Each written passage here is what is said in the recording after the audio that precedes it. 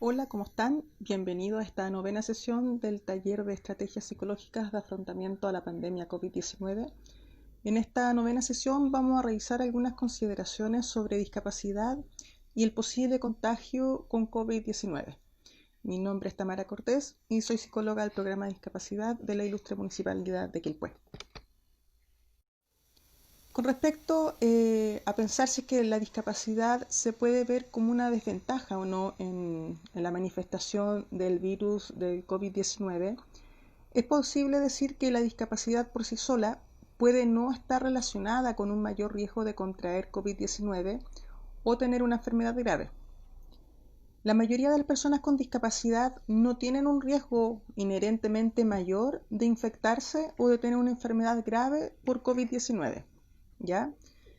Todas las personas parecen tener un mayor riesgo de enfermedad grave por COVID-19 si es que tienen afecciones médicas crónicas subyacentes graves, como una enfermedad pulmonar crónica, una afección cardíaca grave o un sistema inmunitario debilitado. Por tanto, aquí hay que dejar de pensar o de creer en la falsa idea de que solamente por el hecho de tener discapacidad mi posibilidad de contagiarme es aún mayor, puesto que no todas las personas que tienen algún tipo de discapacidad física, mental eh, o neurológica, ¿cierto?, de algún otro tipo, no necesariamente va a tener una enfermedad de base ya subyacente que lo haga tener más riesgo de contraer el virus. Es importante, sin embargo, considerar que algunas personas con discapacidad pueden tener un mayor riesgo de infección o enfermedad grave debido a las condiciones, como les decía, médicas subyacentes, es decir, que producto de alguna discapacidad que posean, tengan su sistema inmunológico, ¿cierto?, a lo mejor un poco deprimido o padezcan alguna otra patología, ¿cierto?, que los haga más vulnerables a presentar el COVID-19. Por tanto, los adultos o los niños también con discapacidades son 3 veces más propensos que los adultos sin discapacidades a tener enfermedades cardíacas, derrames cerebrales, diabetes o cáncer que los adultos sin estos tipos de discapacidad. Entonces, ¿qué tenemos que considerar? Que las personas que tienen movilidad limitada o que no pueden evitar entrar en contacto cercano con otras personas que puedan estar infectadas, como cuidadores de apoyo directo familiares, podrían estar en un mayor riesgo de contraer el virus. También personas que tienen problemas para comprender la información o practicar medidas preventivas como lavarse las manos y distanciarse socialmente, también hace imposible que puedan tener mayores precauciones, ¿cierto? Como se ve en el mismo centro de Quilpué, hay muchas personas con discapacidad, personas ciegas también, personas con algún tipo de malformación en sus manos, que por necesidad salen a solicitar dinero, a pedir plata en las calles, ¿cierto? Y obviamente que están doblemente expuestos ahí de no tener formas de limpiarse frecuentemente y estar alrededor siempre de mucha gente, no tienen la opción de distanciarse socialmente. Entonces claramente los hacemos mucho más vulnerables. Y también se ve como una posibilidad mayor dentro de esta manera de que se presenten síntomas dentro de las personas que por la misma discapacidad no puedan ser capaces de comunicar que tienen algún síntoma relacionado a la enfermedad. Entonces, dado todas estas variables, ¿cómo protegernos? ¿Cómo protegerte si tienes discapacidad? O si tú no tienes discapacidad, pero cuidas a alguien con discapacidad. Por tanto, hay que considerar siempre que si hay un mayor riesgo de enfermarse con COVID-19, hay que tomar más medidas para evitar enfermarse, practicando acciones preventivas cotidianas. También pueden ponerse en práctica acciones preventivas que entregan cuidados a personas con discapacidad de la siguiente manera. Lavarse las manos cuando entren a la casa, antes y después de tocar a la persona con discapacidad, por ejemplo, antes de vestirlos, de bañarlos, de ducharlos, de trasladarlos, de ir al baño, de alimentarse. Ya también es importante que tras manipular pañuelos de papel o cambiar la ropa de cama o lavar la ropa, siempre lavarse las manos es importantísimo. También limpiar y desinfectar objetos y superficies que se tocan con frecuencia. Las mesas, los pomos de las puertas, ciertos accesorios de baño, los teléfonos, los teclados, Todas estas cosas que la persona anda tocando con frecuencia es importante estar desinfectándolos también. Las sillas de rueda también, los scooters, personas que andan en estas sillas eléctricas también, los bastones, los tanques, los tubos de oxígeno, también son importantísimos que estén permanentemente siendo desinfectados.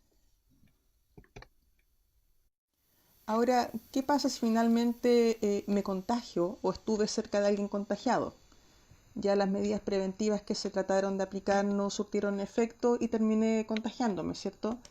Primero que nada es importante que consideren siempre que deberán guardar la cuarentena, ¿ya? Eh, ya teniendo la sospecha, solamente es importante hacer la cuarentena antes de que inclusive tengan los resultados de los exámenes, ya sea de test rápido o de PCR cuando lo soliciten. Segundo, es importante que dentro de las indicaciones de cuidado para los casos que no presentan una situación grave de salud, esta cuarentena la pueden realizar en el hogar. Esto hasta que realicen el examen cierto de detección del COVID-19 a todos los miembros del hogar con quienes ustedes viven, ¿cierto? Para detectar los posibles contagiados y así seguir todas las indicaciones del equipo médico. También es importante que en caso de gravedad pudiese ser necesario que la persona contagiada deba salir del hogar para ser hospitalizada o bien para hacer una cuarentena en una residencia sanitaria. En caso de que la cuarentena no se pueda realizar en la casa, ya sea porque el espacio es muy pequeño, porque hay muchas personas, ¿cierto?, que también están en riesgo de que se puedan contagiar, ¿cierto? Entonces es importante en este caso salir a una residencia sanitaria. Si alguno de los contagiados debe salir del hogar, en este caso es el papá o la mamá, o el cuidador principal de una familia, puede ser necesario que los niños, las niñas o los adolescentes queden al cuidado de otro adulto. En este caso es muy importante siempre que sea la familia directa quien se haga cargo de los niños o las hijas, los adolescentes, ¿cierto? Para no generar ya un mayor trastorno emocional, ¿cierto? Un mayor impacto emocional de lo que implica ya salir de casa durante mínimo 14 días o más incluso si es necesario en caso de que requieran una hospitalización. Como ustedes a lo mejor ya saben, o para quienes no, está el hospital Dr. Gustavo Frick, es cierto que está en Viña, donde habilitaron ya un piso completo para recibir a los casos graves de COVID, ¿cierto? Y en el caso de que no hayan casos, no sea un caso grave, pero sí un caso que necesita salir de la casa, está el Hotel O'Higgins también como una residencia sanitaria ya autorizada por el Servicio de Salud para recibir a personas que no pueden realizar las cuarentenas en la propia casa. ¿Qué hacer en caso de que tengan que salir de la casa? En la próxima sesión vamos a ver alguna estrategia sugerida a los padres y a los cuidadores en caso de que deban salir de la casa por algún periodo prolongado debido al contagio o de requerir algún tipo de apoyo emocional. ¿Ya? Esto es un manual que entregó el Gobierno de Chile junto al Ministerio de Desarrollo Social y Familia y la Subsecretaría de la Niñez, y que considero que es sumamente importante para que en caso de cualquier cosa estemos preparados y también ustedes se puedan hacer una idea de qué es lo que pueden hacer en caso de que esto llegue a suceder y no nos pille de sorpresa. Esto es todo por esta sesión. Cualquier duda, por favor, háganos saber a través del mail de discapacidad@quilpue.cl o bien dejando comentarios en las redes sociales.